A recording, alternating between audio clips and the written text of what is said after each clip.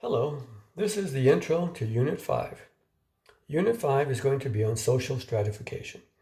Social stratification means essentially that society is divided up. What do we mean by divided up?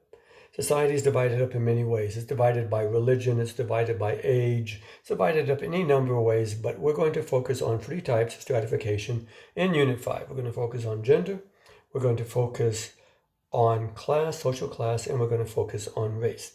And we're going to begin by focusing on gender.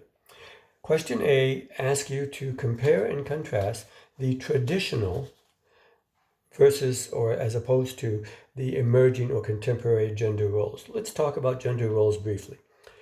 What sociologists argue is that gender is socially created. And what do we mean? That society, when we're real young and as we're growing up, tells us how we should behave as a male, how we should behave as a female. When I grew up, I was kind of told that you play with guns and you have tanks and airplanes and you bomb stuff and things like that. That would be an example of a traditional kind of behavior. And boys were told that this is the behavior expected of them. Under the traditional role, little girls might have been told that they need to play with dolls and they need to bake and do this. And what society was doing was telling us at a very early age, this is how you're supposed to behave if you're a boy, and you're supposed to behave this way if you're a girl. These are the expectations that are put there. These are your gender roles. And if you don't follow them, then you may not be accepted. For instance, if you're a little boy that wants to play with a baby carriage, society might think you're strange. What does a little boy want to play with a baby carriage for? Or if you're a little girl and you want to, have an airplane dive in and blow up something, people might have looked at her strangely. This is that what we call socialization into gender roles. And the examples I'm giving you are what was expected in many cases in traditional roles. Now that is changing now. We have what we call the emerging or contemporary roles. But before we talk about the emerging role, let's look a bit at the traditional role. You have a handout that's going to be part of your Unit 5. Here it is. You can't see it, can you? Nah. It's called Stereotypical Elements of the Traditional Male Role and Stereotypical Elements of the Traditional Female Role. What does that mean? This sheet, which is in your file on Blackboard, basically tells you here's what a male was supposed to behave like in the traditional role, and here's what a female was supposed to do. And take a look at that. Read it closely because you're going to be asked questions on it. And what a male was supposed to do is he was supposed to go out and get a good education, get a job, work hard, support his family. He was supposed to be tough. He was supposed to be strong. He wasn't supposed to take any kind of flack or anything from anybody. He was supposed to be assertive and aggressive.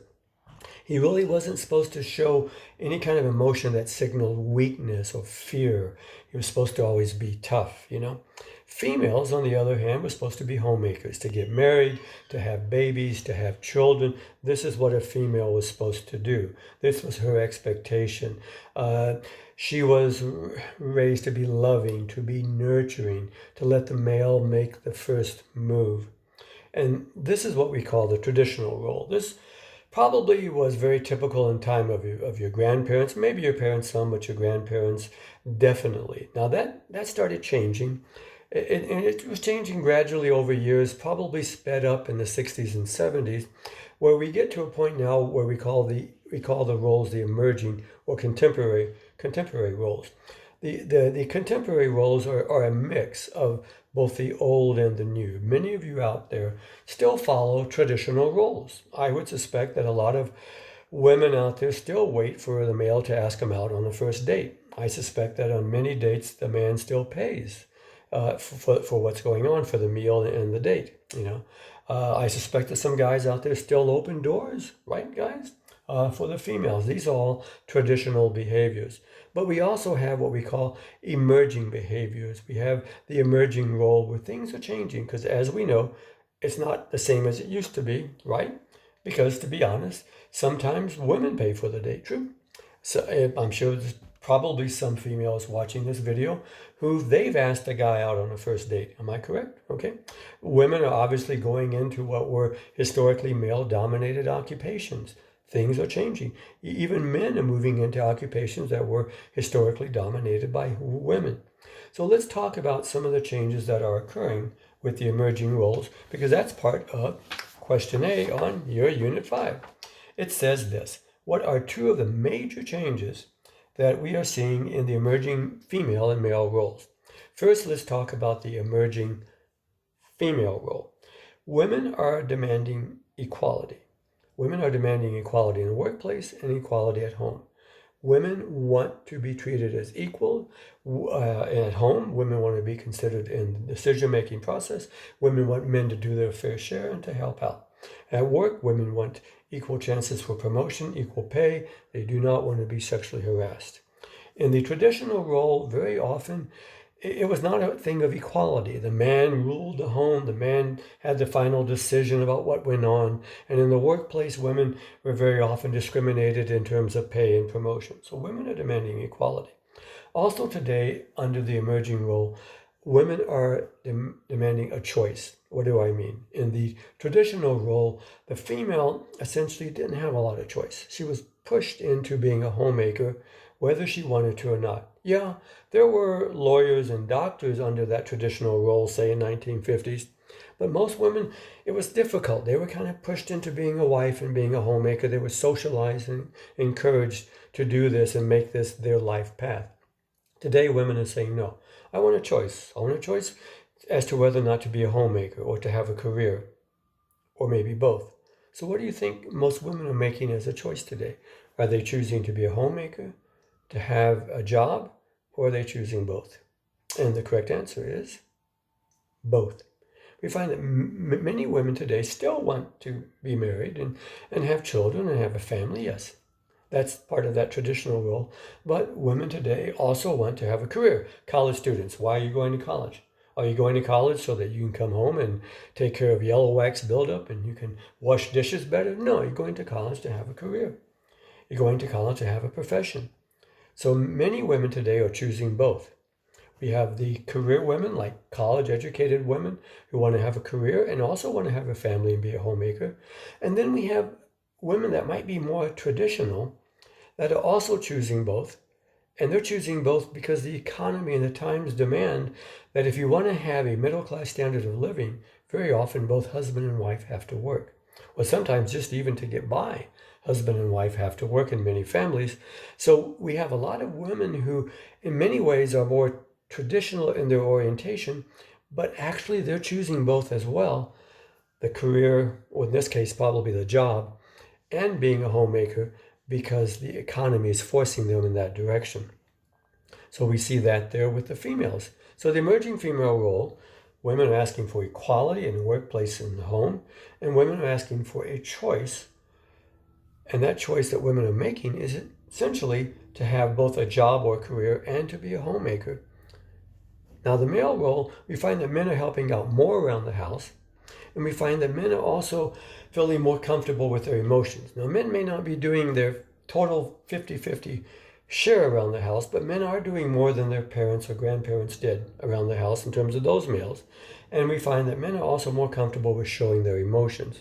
So we see that trend in the male role today. Now, later, if we get a chance, we're going to ask ourselves, when it comes to men showing emotions, how do women feel about it? How do women feel about men being more open with their emotions and not being afraid to show fear or indecision or crying? It's something we might get back to later when we talk about sexism. One final part of question A looks at something we call the mother versus the work role. And this is an interesting dilemma that we have, and it's one of the reasons why women very often don't get the promotions and the pay that men get. And it's a very simple concept, and here's what it is.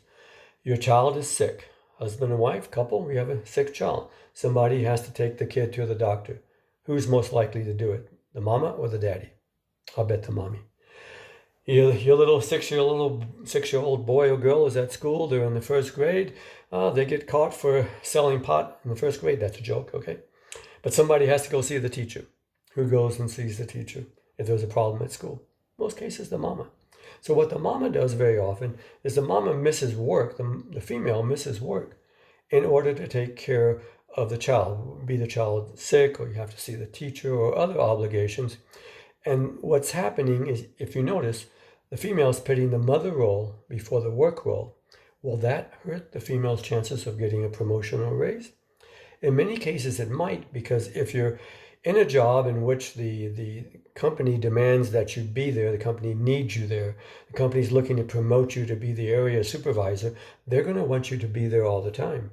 And the question arises, am I going to promote somebody who's going to miss work because they're taking care of their children? Or am I going to promote the person who's there all the time? And very often this can create a problem for women in terms of moving up in the work world. I often recommend that the couples decide among themselves how they're going to handle this in advance. For instance, if I miss work because I got to take care of a sick child, it's probably not going to matter that much if I miss a day of work, because I'm a professor, and I'm not aiming to be the president of this college. So the students will be happy. It won't be a big deal. But if my spouse was working for AT&T and she was looking to get a promotion, she probably has to be there. So this is an example of how a couple would handle it. In my case, I would miss work because it wouldn't hurt my career, but it would hurt my spouse's career if she was working say, for AT&T. So this is question A on Unit 5.